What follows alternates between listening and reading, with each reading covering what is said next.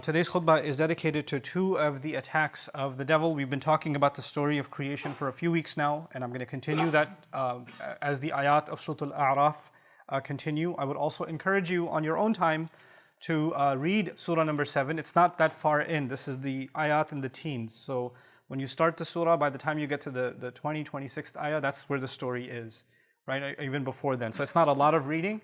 And it'd be interesting for you and beneficial for you to start reading and even start asking questions of your own or writing contemplations of your own in your notes as you read the Quran, because that's something we're supposed to do. One of the things Allah Azza wa Jal mentions in Quran about our relationship with the Quran is He calls it ayatun lis-sa'ilin.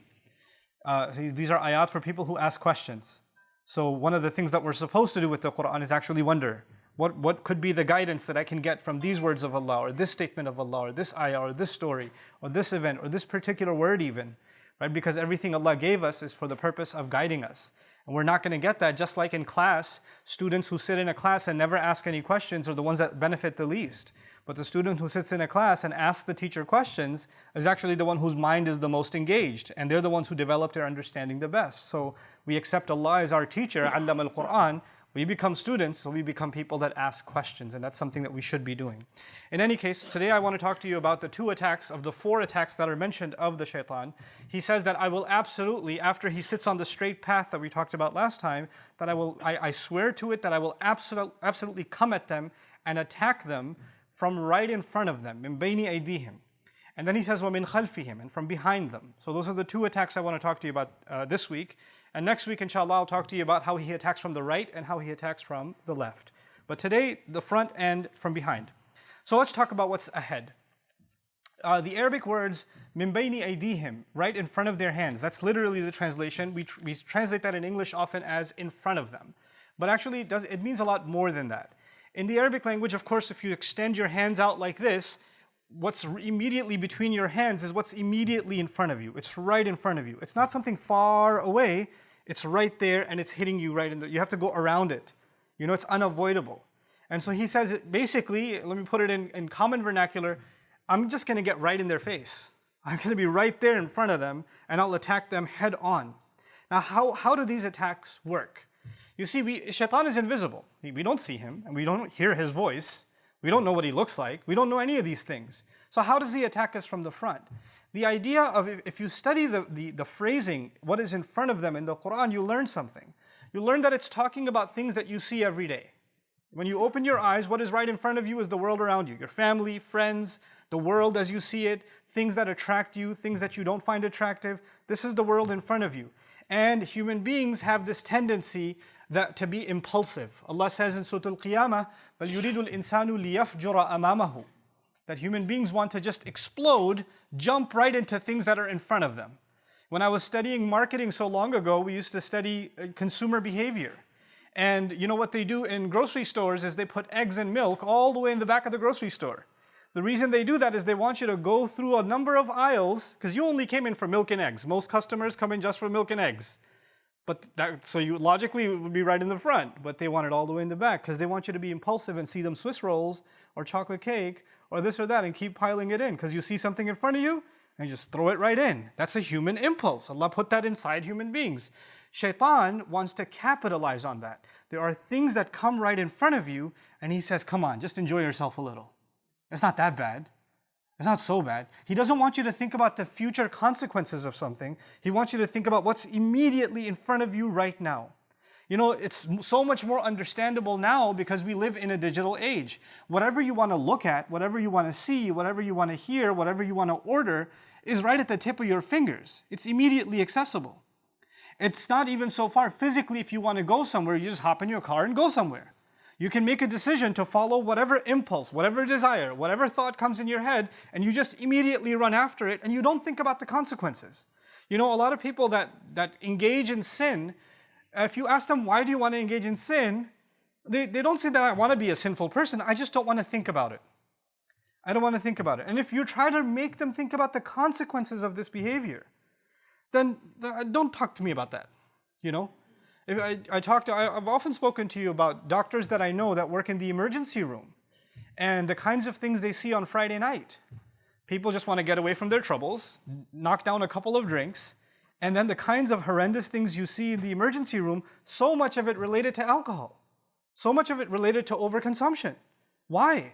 Because those people don't want to think that alcohol has destroyed so many lives before you and me, but I don't want to think that that's going to happen to me. I just want to have fun right now. I just want to get the buzz right now. That's all I care about right now. The consequences I'm not concerned with. This is the first thing shaitan wants. What is right in front of you, he'll attack you by making you not think about the consequences of things. The other meaning of what is right in front of us is material things. In other words, he wants us to be obsessed with things that we can see. You're just thinking about this car constantly, constantly, constantly. You're thinking about your appearance, checking yourself out in the mirror. That's all you're always thinking about is how do I look? How do I look? How do I look? How much do I weigh? Or, am I dressed better than this one or that one? You're constantly just obsessed with material, appearance, goods, products, people obsessed with the kinds of brands that they're going to wear, what they're going to show off to somebody, obsessed with the idea, oh man, I'm living in an apartment, I'd have to get a house.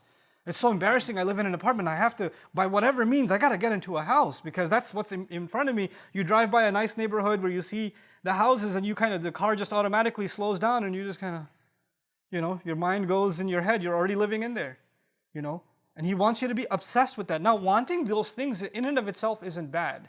And that, before I continue, is an important part of this khutbah. Please pay attention to this. In Surah An-Nas, Allah told us about the devil, الَّذِي يُوَسْوِسُ فِي صُدُورِ النَّاسِ. That he whispers, it's translated, he whispers into the chests of people. He whispers into the chests of people. The thing about the word chest in the Arabic language is that it's actually used also for emotions.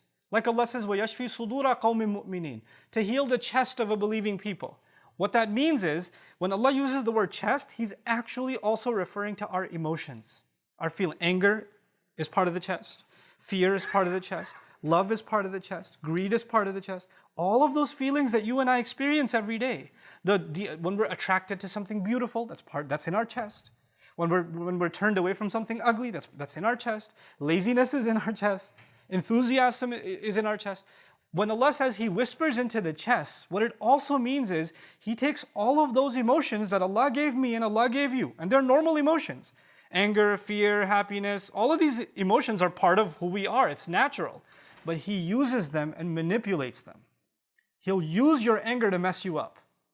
He'll use your happiness to mess you up. He'll use your laziness to mess you up. He'll use your sadness to mess you up. In a certain degree, you need those feelings. But He knows what He can do to manipulate you and to get you to start feeling things that you're not supposed to be feeling, and to overrun you. And so, of course, everybody's attracted to something beautiful. Who wouldn't want to live in a beautiful house? As a matter of fact, the fact that Allah offers us in heaven, He offers us mansions and He offers us beautiful gardens and waterfalls. Why would we be attracted to that stuff if we're not interested in it now? It's the fact that Allah made us attracted to those things now is what makes heaven so appealing, right? So those things that are beautiful, us attracted to them is natural. What does shaitan want to do? He wants to take that feeling out of balance. I will do anything I can to get it. I don't care about the consequences. It's in front of me. I want it right now. Let me give you an analogy to help you understand this as opposed to what Allah is offering. If somebody came to you and made you an offer. Look, I have a house. Here's a picture. Beautiful mansion. It's the most beautiful house, and it's in front of the beach, and it's on top of a cliff. It's got this gorgeous view. It's exactly the kind of interior you wanted, exactly the kind of exterior you wanted. Everything you ever wanted is there in that house. And he says, this house is worth a few million, but I'm willing to sell it to you for $200. First of all, you won't believe it. There's no way you're going to sell me that for $200. But then he furthers the offer. He says, listen, it's guaranteed. I'm giving it to you for $200, but the only thing is, you can have it after 15 years. You can't have it right now. So I need the $200 now, but you can have it after 15 years. Okay? There's no way you'd take that deal. It's a scam. But basically, that's what Allah is offering. He says, here's heaven. Doesn't take much to get in it. I'm not asking for a lot, but you can't go now. You can't go now. And the devil comes along and says, look, I'm not giving you a mansion in heaven. I'll give you much less. But the thing is, I'll give it to you right now. It's cheap. Just do it right now. It's much easier. You don't have to pay anything to me. And he'll just make the immediate cash offer. Those of you that are in business, when somebody comes to you and says, hey, I want to buy your product, but I'll make the payment next month. Somebody else comes to you and says, I want to buy your product, but I'll pay you cash. Right now, give me 10% discount. You'll take the cash? Because I don't want to wait for another month. Human beings, تُحِبُّونَ الْعَاجِلَةِ. We want things that come quickly. Shaitan capitalizes on that. He excites your feelings and says, why do you have to wait? Why do you have to be patient? Why can't you have what you want right now? Don't you want to be happy? He comes at you right in front of you and you can't see anything but what you desire, what you want. And it blinds you to the point where you just don't want to think about what's going to happen afterwards, what damage it will do to others, what damage it will do to yourself. You're just completely led on by him. That's actually one of the great attacks of shaitan from the front, from right in front. He glazes your eyes over. And then Allah Azza wa Jal describes, about min bayni aydihim is about the future. If something is right in front of you, like for example, when you're driving on the road and you get stuck in traffic and there's a truck right in front of you, you don't know how bad the traffic is. You can't even look around it because it's so big. Your view is completely blocked. When something is in front of you, you can't look ahead. That's one of the things shaitan wants. What is actually ahead of you and me is meeting with Allah. It's unavoidable. You and I, كَادِحٌ إِلَىٰ رَبِّكَ كَدْحًا فَمُلَاقِيهِ. We are marching towards your master. You and I are marching towards him. It's like even if you're standing there, you're on a conveyor belt that's heading towards Allah. Whether you like it or not, whether you want to accept that or not, we're all heading that way with every breath that we take. And that meeting is unavoidable. But he doesn't want you to see that. He doesn't want you to see, and he doesn't want me to see, that with every passing day, we are now closer to meeting Allah than we were yesterday. And then tomorrow we're even closer. And then tomorrow we're even closer. All he wants you to think about when it comes to the future is not meeting with Allah, but meeting with your friends. Meeting with some vacation, meeting up with some good times. What's going to happen this weekend? What are we doing next weekend? He wants you to think about the future with what's right in front of you, but not the long term. Not the long term. And even people, then they start thinking long term, like, yeah, I'm thinking long term. I'm thinking about home ownership, or I'm thinking about where I'm going to move, or I'm thinking about my future education. That's long term thinking. But actually, Allah wants you to have even longer term thinking, when you and I are going to stand in front of him. And when you do that, just like when you have a plan, if a young man among you or young woman among you is going to the university and you plan to graduate in 2 years, then you're going to seriously think about which courses you're going to take this semester, which ones are you going to take next semester, how many credits do you have, can you slack off, can you do this, how much time you plan everything out. Because if you want to get to that destination, you need a plan. You need to stay on target. And if you're falling off, then you have to do extra to make up for it. But if you have no vision in front of you, and you have students like that, they go to university, they don't care about graduating. They're super seniors. They're in school for 10 years, they're still taking courses. What's your major? I'm still thinking about it. You have gray hair now, you're still thinking about your major? There are people with no direction. That's what the devil wants in life. He wants you to have no direction. There is no goal in front of you. And that goal that Allah set in front of us is meeting with him. And when that goal is in front of you, every decision you make, you first say, is that going to mess me up when I meet with him or not? I have to take Allah's questioning and Allah's meeting into consideration before I take my next step. But if he can make that invisible, then the thought doesn't even occur to me. It doesn't even occur to you. You just do whatever you want. The thought about Allah is gone because he attacked you from the front, blinding your view of what is actually coming ahead of us. What is also ahead of us is our anxiety and our fear. Shaitan wants that you worry about the future. That you just keep worrying. What's my son going to do? Is he going to rebel? What's my daughter going to do? What's my husband going to do? What's my wife going to do? And you keep worrying about other people and what they're going to do and how they're going to feel. Like you're in charge of them or you're in control of them. We're barely in control of ourselves.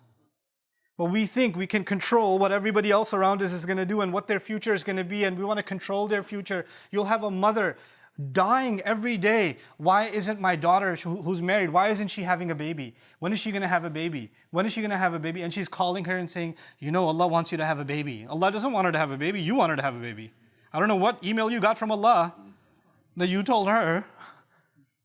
But this is in your mind, you just want these anxieties, worldly things that you want is all you think about for the future. I don't have it, I just worry about it. I don't know why I don't have it. And you're just consumed by that, completely consumed by that.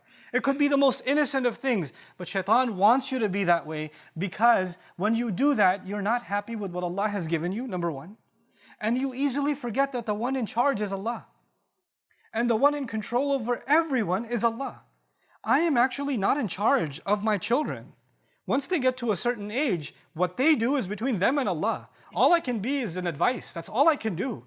But their decisions are going to be theirs. If our Messenger ﷺ can turn to his daughter and say, Ya Fatima bint Muhammad, ittaqillah fa inni la amliku laki min Allahi shay'a. Fatima, daughter of Muhammad, be mindful of God yourself because I won't have any control when it comes to standing in front of Allah.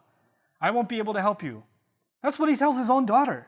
So how do you and I think we have control over others, even within our family? He wants us to think we're in charge, and and that's actually something only Allah has the right to. But he consumes our minds with it. And of course, when you try to control people, it backfires. It never works. You can never control people. You can't control people. And when you can't control people, you get even more anxious and you get negative constantly. And when you become negative constantly, it's impossible for you to be grateful. Look at how the ayah is going to end. وَلَا تَجِدُ أَكْثَرَهُمْ شَاكِرِينَ. You're not going to find most of them grateful because they're going to be negative all the time.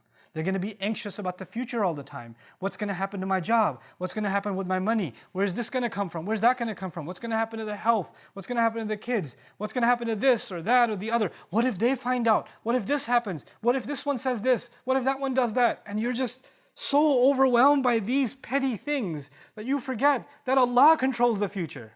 That Allah owns it, not you, not me. And the fact that we had even a good, peaceful day, one moment, was not because we earned it or we planned it or we controlled it. It's Allah who gives relief. Every single day, that's Allah who gives relief. The fact that our bodies are still functioning and we're sitting here in the Friday prayer is Allah giving us relief, Allah giving us ability. And we forget that and we think that we have to figure all the future out. We have to control all the outcomes. And that's one of the things shaitan wants, is to make you confused about thinking that you have something to do with the future.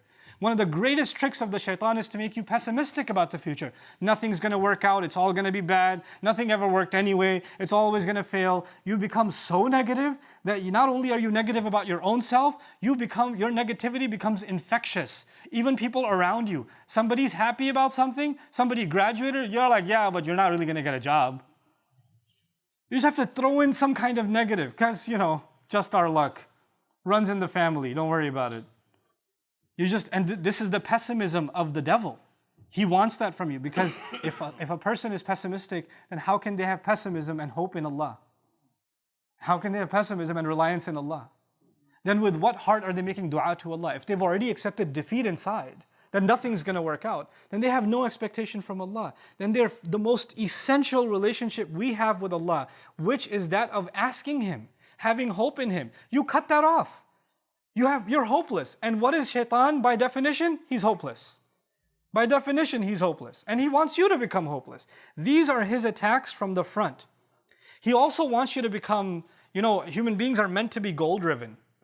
This is, again, attacks from the front. We're taking a lot of time. Even though if I don't cover the attacks from behind, that's okay. I want to take my time with this because I want us to understand how he gets to us, right? So, human beings are meant to be goal-driven. Like, people do pay thousands of dollars to attend seminars to self-help, Tony Robbins type stuff, right? Because they want to be driven and you want to accomplish and you want to have goals ahead of you and you want to, be self-disciplined and that kind of thing. And these are good things. These are actually very powerful things. But you know what he does? He makes you set your goals. Let me give you an analogy first. When you take, mountain climbers, they take the rope and they throw the hook on top. If you threw your hook 20 feet high, that's as high as you'll ever go. If you threw your hook 30 feet high, you'll get 30 feet high. Shaitan wants that you throw your hook very low. He just wants you to throw your hook up to money. If I have this much money, I'll be good. And that's all you're thinking about is this goal. I want to accomplish this goal. I want to accomplish this goal. Like as if you accomplish that goal, everything's going to work out. This is going to be amazing once I get to that goal. And what happens? Once you even get near that goal or get to that goal, there's 30 other problems you never saw before. He just wants you to be consumed with lesser goals and be driven, so immersed in them that you see nothing else. You see, you and I are supposed to be goal-driven. I should have goals about my health. I should have goals about my career. I should have goals about my education. But understand something.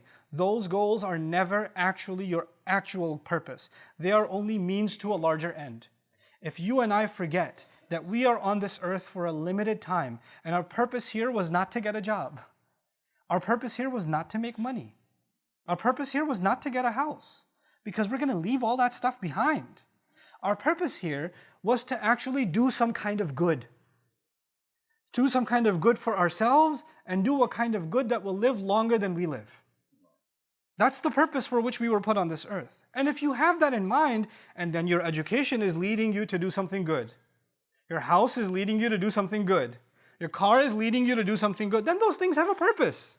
Those things in and of themselves are not a purpose. But shaitan wants to take those things and make them your purpose. Man, my goal is I got to get the 2019, that car. I got it all figured out. That is my goal. It's not really a goal. That's just a thing. And that thing is just one car accident away from being gone. That's all it is. That thing that you're so obsessed with, that house, is just one earthquake away. It's one fire away. What are these things? These things come and they go. ضعف الطالب والمطلوب. But he wants us to be immersed and obsessed with those things. This is what shaitan wants. So we don't realize that Allah has made us very meaningful, purposeful creatures. He wants us to lose sight of our purpose by attacking us from the front. And finally, this last bit of how shaitan gets us from ahead of us, there's one thing that all of us have ahead of us. Maybe some of you have a lot of money ahead of you, Allah knows. Maybe some of you have a lot of major challenges coming ahead of you, only Allah knows.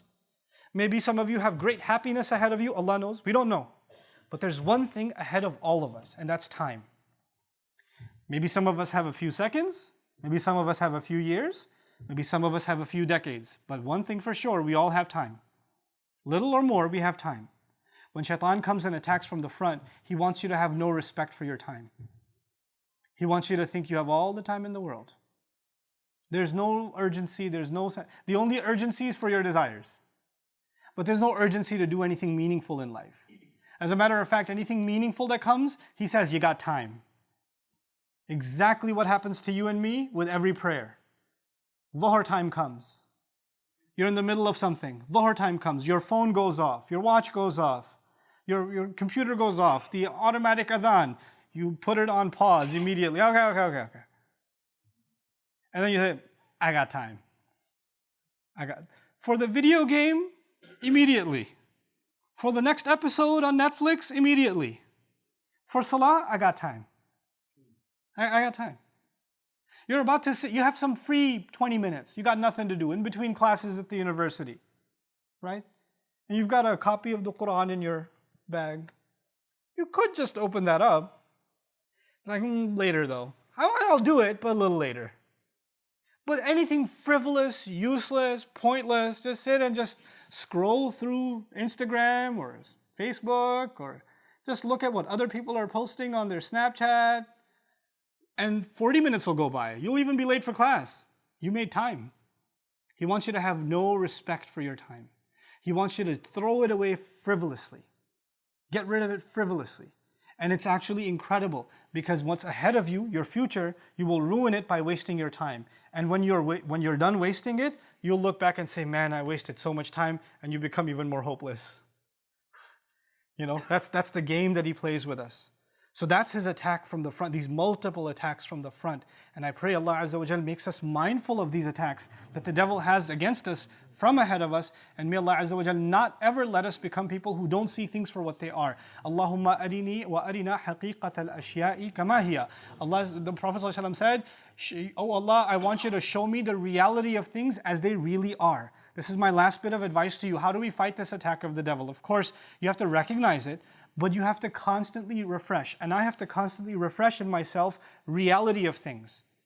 You know, just like we're in the modern world, so I can give you a tech example. You see an app, and the app has a skin, it has a look and feel, it has color, a menu, whatever. But that's actually not the app. There's a source code behind it. You don't see the code. You don't actually see the functionality, you just see the front, right? The thing is, everything you see in front of you is just the skin. It's just a cover.